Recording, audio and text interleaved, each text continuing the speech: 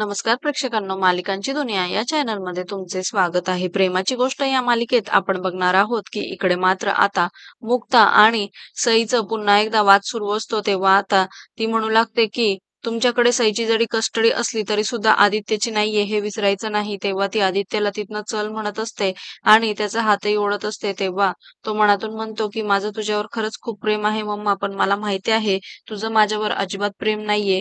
तर तू मला इथून घेऊन तुझ्यासोबत पण ठेवणार नाही. तू मला बोर्डिंगला पाठवशील आणि त्यामुळे मला इथेच राहायचं आहे. मला यायचं नाही तुझ्यासोबत. तेव्हा मात्र आता ती जबरदस्तीने त्याचा हात खेचत असते आणि मुक्ता मात्र आता तिचा हात झटकते.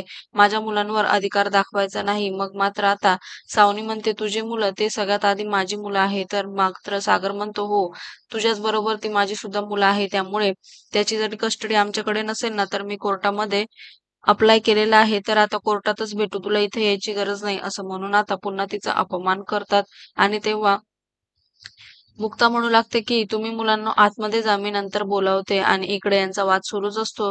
येणाऱ्या भागात आपण बघणार आहोत की मुक्ता सांगत असते घरातल्यांना आपल्याला थोडं शांत राहायला हवं. ती सावनी आहे, काही ना काही वार नक्की करणार. तेव्हा स्वाती म्हणते मग काय आपण सगळं सहन करायचं का? तर मुक्ता म्हणते नाही, आपण तिला बरोबर प्रत्युत्तर देऊ. दुसरीकडे मात्र सावनी संतापलेली असते म्हणून ती आता पेटता दिवा घेऊन गुढीलाच पेटवण्याचा प्रयत्न करते. तेवढ्यात मुक्ता तिथे येते आणि तिचं हे बघून आता ती थांबवते. तेव्हा मात्र आता सागरही खूप चिडतो. त्यानंतर सावनी म्हणते मी सावनी आहे, मला हलक्यात घ्यायचं नाही आणि असं म्हणून ती त्यांना धमकी देऊ लागते. मालिकेच्या अशाच नवनवीन भागांसाठी आपल्या चॅनलला नक्की लाईक करा, शेअर करा, सबस्क्राईब करा.